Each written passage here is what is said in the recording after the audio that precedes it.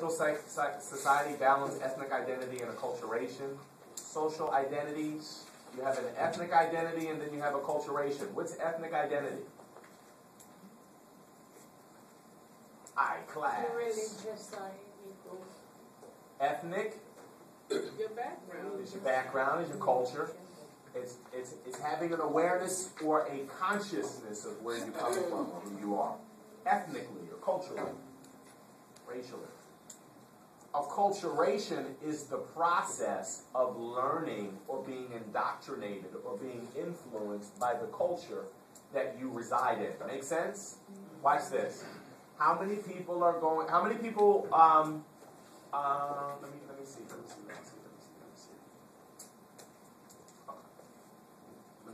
Here's the example that I used in my class that comes in after you all. The majority of my students in the class that come in after you all are international students.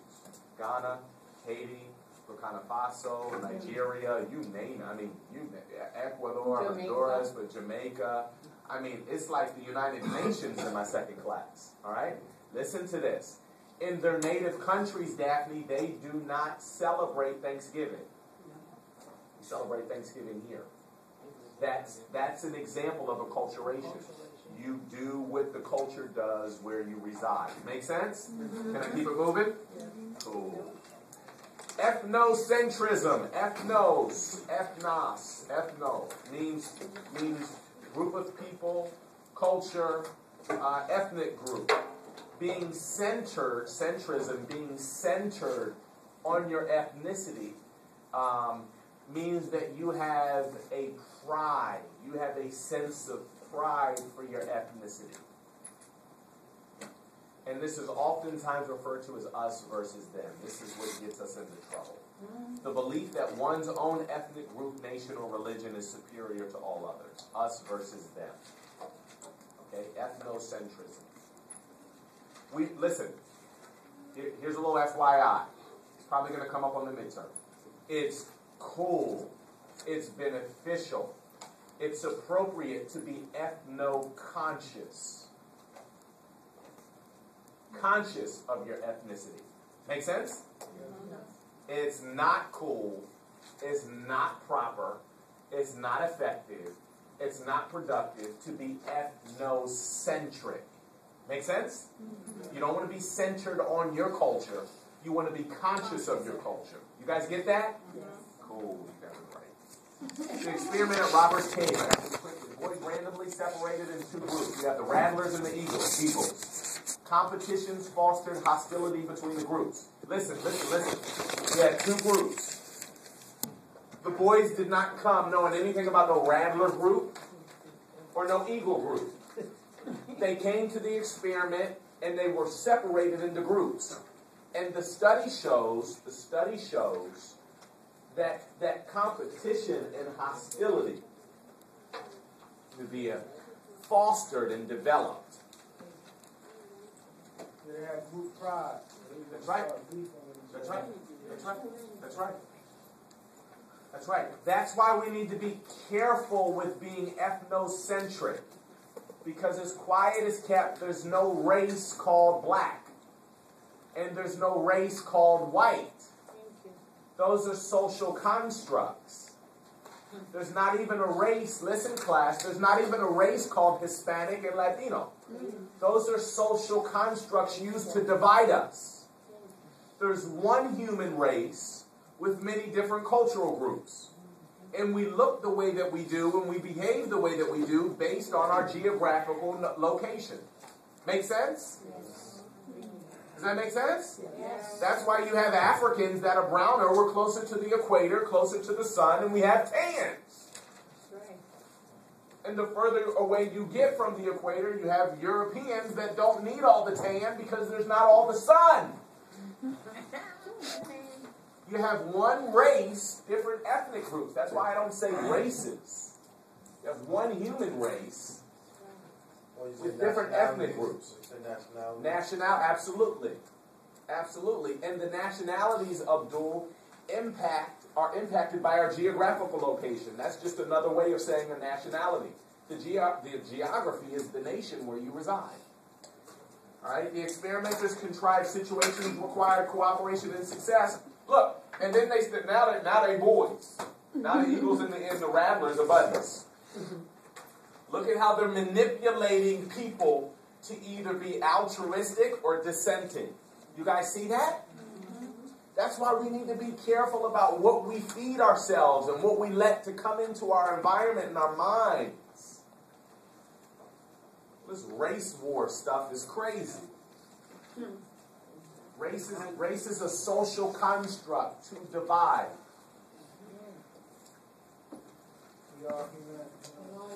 That's right. That's right. The experiment at Robbers Cave.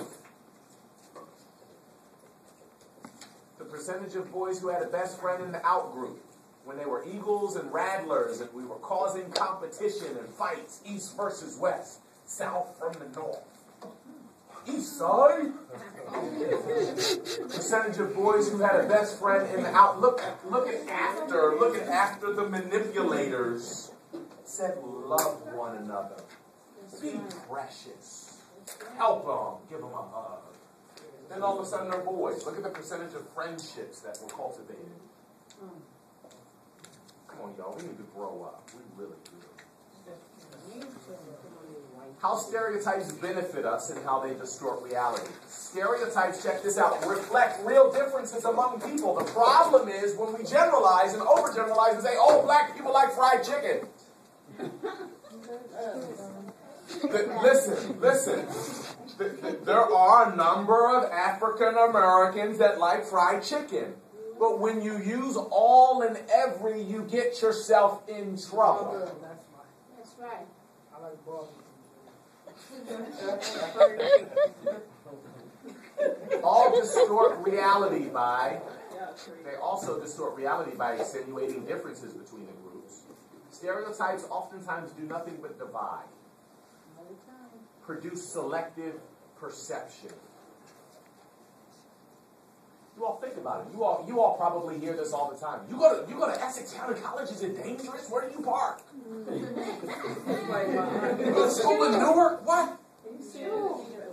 Selective perception. Not everybody that lives and works in Newark is a nutcase or a crackhead. Underestimating differences within other groups. All right? More black people graduate here than like anywhere, right? That's right.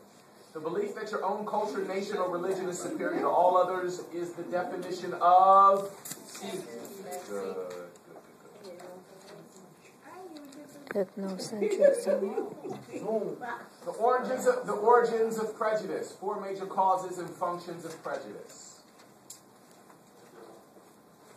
Where does prejudice come from? Our thinking, psychological influences, social, economic, cultural, and national. All right? Just write those. Psychological, social, economic, cultural, and national. And the cool thing about this is you guys have groups, so if you don't get the notes, you can call your buddy. Next.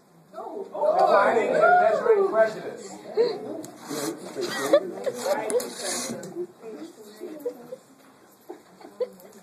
Psychological, social, economic. While writing too much, origins of prejudice.